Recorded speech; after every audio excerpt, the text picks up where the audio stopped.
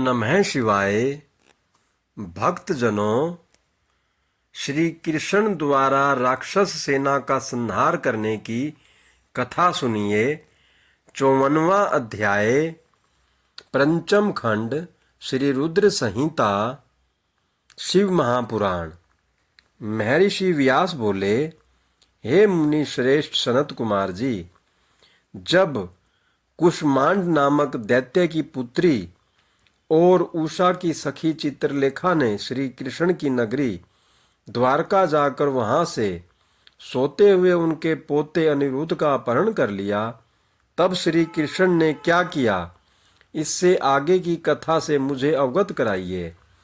महर्षि व्यास के इस विनम्र आग्रह को सुनकर ब्रह्मपुत्र सनत कुमार जी बोले, हे व्यास जी, जब चित्रलेखा रात्रि के समय सोते हुए कुमार अनिरुद्ध को उठाकर ले गई और वहां सुबह द्वारका में जब अनिरुद्ध अपने कक्ष में न दिखाई दिए तो उनकी तलाश आरंभ की गई, परंतु वे जब द्वारका में थे ही नहीं तो मिलते कहाँ से।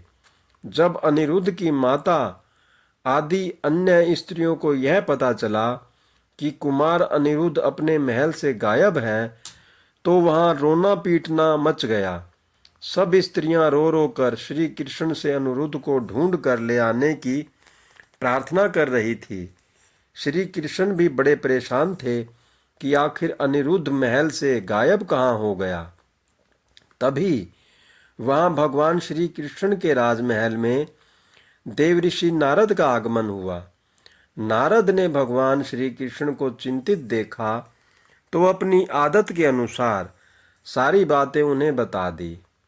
सब कुछ जानकर भगवान श्री कृष्ण ने अपनी अक्षौहिणी सेना के साथ दैत्यराज बाणासुर की राजधानी शोणितपुर पर चढ़ाई कर दी। प्रद्युम्न, युयुधान, सांब, सारण, नंद, उपनंद, बलभद्र और कृष्ण के सभी अनुवर्ती इस युद्ध में उनके साथ थे। जब इस प्रकार भक्तवत्सल भगवान शिव ने अपने परम भक्त बाणासुर पर संकट को आते देखा तो वे स्वयं श्री कृष्ण से युद्ध करने के लिए आगे आ गए। क्योंकि शिव जी सदा ही अपने भक्तों के अधीन रहते हैं, तब भगवान शिव और श्री कृष्ण की सेना में बड़ा भयानक युद्ध आरंभ हो गया। दोनों सेनाएं एक दूसरे पर विविध दिव्यास्त्रों का प्रयोग कर रही थी। दोनों में से कोई भी सेना हार मानने को तैयार नहीं थी।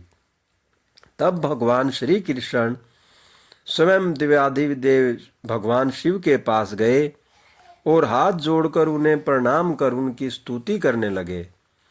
श्री कृष्ण बोले, हे देवाधिदेव, हे भक्तवत्सल, हे करुणानिधान भगवान शिव, आप सब प्रकार के गुणों से प्रकाशित हैं और अपने दुखों में डूबे हुए भक्तों को दुखों के सागर से उबारते हैं। भगवान, आज आप क्यों इस संसार की माया में लिप्त हो रहे हैं? प्रभु, यह तो आपके आदेश के अनुसार ही हो रहा है। पूर्व में आपने ही गर्व से भरे दैत्यराज बाणासुर को शाप दिया था कि उसकी 1000 भुजाओं का नाश शीघ्र ही होगा।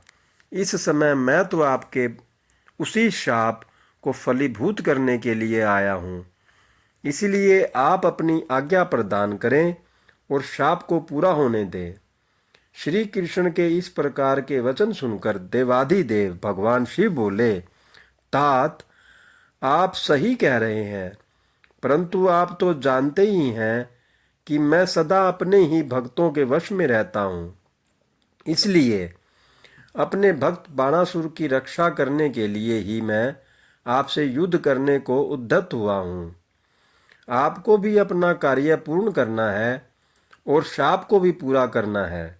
इसलिए दैत्यराज बाणासुर से युद्ध करने से पहले आप मुझे जड़भ्रण नामक शस्त्र द्वारा जिमभ्रण कर दीजिए, फिर अपने कार्य को पूरा कीजिएगा।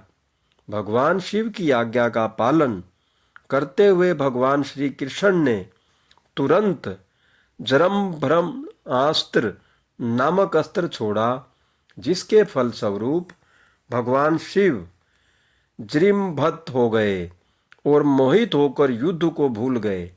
तब भगवान श्री कृष्ण खड्ग, गदा और सृष्टि आदि अस्त्रों से दैत्यराज बाणासुर की ओर विशाल सेना का संहार करने लगे।